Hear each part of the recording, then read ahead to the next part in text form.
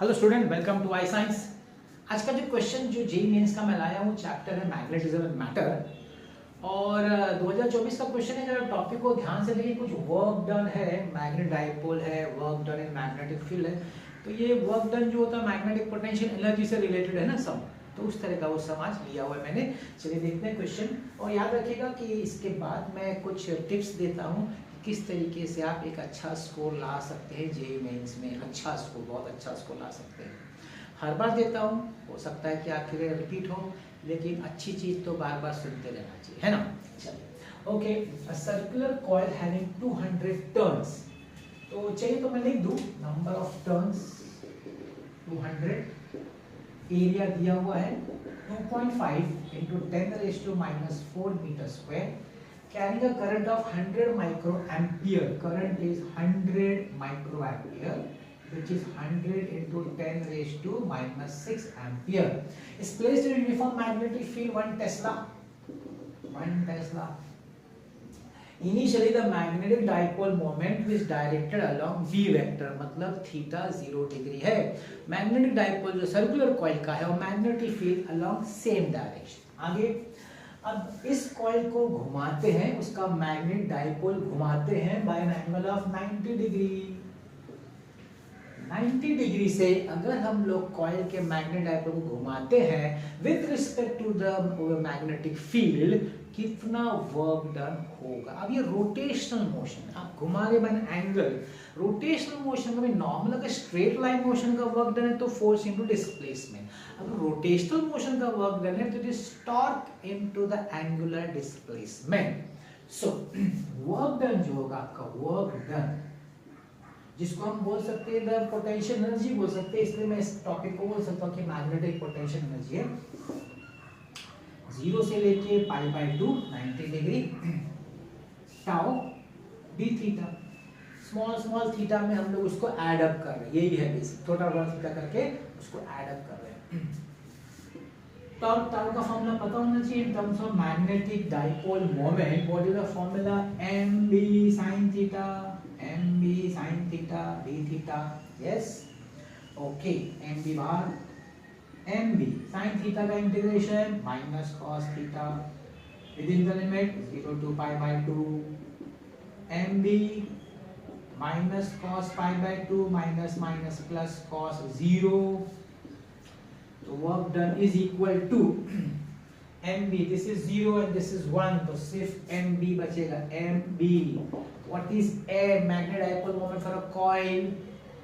nia, याद करिए nia, number of turns, current flowing, area of cross section into v।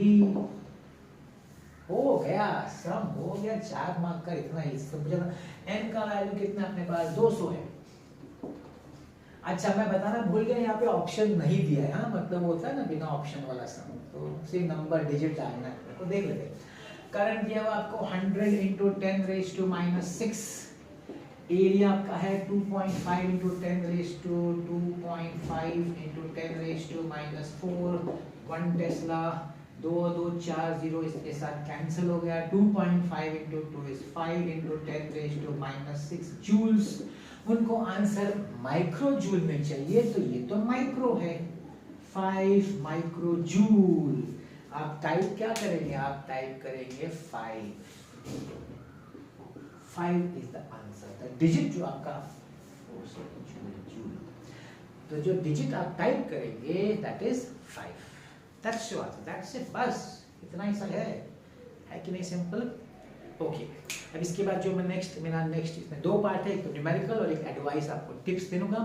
तो मेरा जो टिप हर बार का रहता है कि भाई अगर आपको रियली अच्छा मार्क्स लाना है ना, तो देखिए सब आपके ऊपर है, किसी के भरोसे रहने का नहीं। सबसे इम्पोर्टेंट चीज़ ये 4 स्टेप्स जो दे रहा हूँ ना, मैं आपको अपने एक्सपीरियंस से बता रहा हूँ। बहुत साइंटिफिकली प्रूवन ये स्टेप्स मैं बता रहा हूँ एक्सपीरियंस से, और इसमें ज़्यादा खर्चा भी नहीं है। 4 स्टेप में पहला स्टेप क्या करने का? फॉर्मूला बुक बनाने का। जब भी आपको टीचर सिखा रहा है जो भी टॉपिक, उसका फॉर्मूला अपना बुक शॉर्ट में नहीं बनेगा, डिटेल में बनाने का। अच्छी तरह फॉर्मूला लिखने का, हर एक टर्म क्या रिप्रेजेंट करता है लिखने का, कोई कांस्टेंट उसका वैल्यू भी लिखने का। ये सब ध्यान रखने का। और फिर इसको यूज़ कब करने का, जब भी न्यूमेरिकल सॉल्व कर रहे हो, या फिर सबसे बेनिफिट तो कब होगा पता है, जब आपका एंट्रेंस एग्जाम होगा ना, उसके एक दिन पहले क्या करेंगे, फॉर्मूला बुक ही देखिएगा आप, देखिएगा आपको कितना मजा आएगा उस समय, आपने जो खुद का फॉर्मूला बुक बनाया होगा तो आपको पूरा याद आएगा सब कुछ जो आपने उसकी मदद से किया है, जितना भी आपने सब सॉल्व किया न्यूमेरिकल्स। दूसरा स्टेप आपको है ना रेफरेंस बुक लेना है, 2 रेफरेंस बुक, और उसका बेनिफिट कैसे करना है, जैसे ही जब टॉपिक खत्म हुआ, क्लासेस जहाँ भी पढ़ा रहे हैं आपको, खत्म हुआ ना टॉपिक, टीचर के भरोसे मत रहेगा कि वो आपको स्टार्ट करे एमसीक्यू कराना, नहीं, आपको खुद लेने का, वो टॉपिक से रिलेटेड फॉर्मूला बुक सामने चालू हो जाने का, फॉर्मूला बुक को हमेशा साथ में रखने का, ट्रैवलिंग के समय देखते रहने का, दिमाग में लर्न करते रहने का, वो बात ध्यान रखिए। और न्यूमेरिकल्स एमसीक्यूज टीचर के भरोसे नहीं, क्यों, न्यूमेरिकल सॉल्व करना एक स्किल है, एंड इसको एकदम क्लियर रखें, स्किल, जैसे कारपेंटर को कुछ कारपेंट्री स्किल है ना, कोई इनिशियली कर सकता है क्या, नहीं, करते करते प्रैक्टिस करते करते परफेक्शन आता है, वैसे ये भी स्किल है, स्टार्टिंग में तकलीफ होगी, नहीं होगा, डाउट्स होगा, बहुत सारे प्रॉब्लम होने दीजिए, एग्जाम के टाइम नहीं होना चाहिए, करते करते आप देखेंगे कि आप में परफेक्शन आ गया, जैसे कारपेंटर जब परफेक्शन कितना अच्छा सा बनाता है ना कोई भी चीज़, जैसे आप कितने अच्छी तरह सॉल्व कर, इसमें टीचर नहीं मदद कर सकता, टीचर आपका डाउट सॉल्व कर सकता है, टीचर आपका कंसेप्ट क्लियर कर सकता है, अच्छी तरह पढ़ा सकता है, टीचर को अच्छी तरह पढ़ाना भी टीचर की जवाबदारी है, एकदम क्लियरिटी होनी चाहिए, टीचर ने जो पढ़ा के दिमाग में एकदम क्लियरिटी होनी चाहिए कंसेप्ट्स की और फिजिक्स की चैप्टर्स की और टॉपिक्स की, वो टीचर का जवाबदारी है, सॉल्व करना आपकी जवाबदारी है, उसको मत भूलिएगा। तीसरा है PYQs, लेकिन उसके पहले प्रॉब्लम्स प्रैक्टिस में लाइन से जा सकते हैं आप एक बार, और दूसरी बार आप रैंडम भी ट्राई करिएगा, दूसरे रेफरेंस बुक से रैंडम, मतलब अलग अलग चैप्टर से रैंडम, जो चैप्टर है रैंडम उठाने का, सॉल्व करने का, कोई अपना एंट्रेंस एग्जाम रैंडम क्वेश्चन से ना आदत उसकी भी डालिए, कंफर्ट जोन से बाहर आइए, मेरा ये कहना है, एकदम अपने आप को कंफर्ट जोन में मत रखिए, ठीक। PYQs देखने का, देखिए मैं इसलिए लाता हूँ, क्यों लाता हूँ PYQs देखने का, क्या फ़ायदा है, ट्रेंड क्या चल रहा है पता चलता है, किस तरह के क्वेश्चंस आते हैं, आप उस तरह के प्रैक्टिस करिए क्वेश्चंस अपने, जब भी रेफरेंस बुक से आप प्रैक्टिस करें, प्लस अगर आपका चैप्टर वो हो चुका है तो आप पॉज करके आप खुद ही टेस्ट कर लिए अपने को आता है कि नहीं, आगे तो वेरी गुड, नहीं आया तो ठीक है ना, देख लेने का कोई प्रॉब्लम नहीं, और नहीं सिखाया है तो कुछ सीखने को मिल जाता है, ये सब बेनिफिट्स है। और मेरे देखिए PYQs मैंने CET के डाले, नीट के डाले, एडवांस के डाले, सब देखिए ना, सभी में आपका तो सिर्फ रिवीजन ही हो रहा है, जब भी टाइम मिले तो देखने का, ऐसा नहीं है।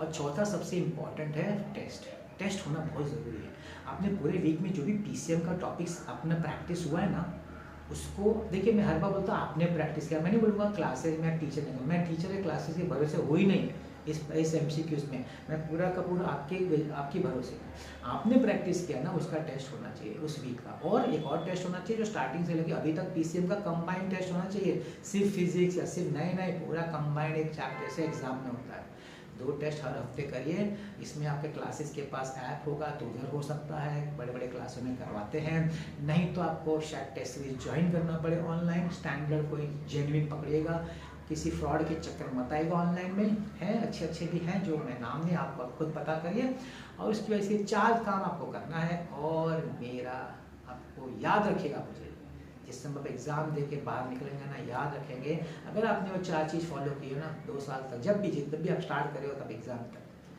आपको वो कितना अच्छा रिजल्ट देगा वो आपको दिखेगा, ठीक है ना। वैसे देखते रहिए मेरा वीडियो, आज का वीडियो देखने के लिए बहुत बहुत धन्यवाद।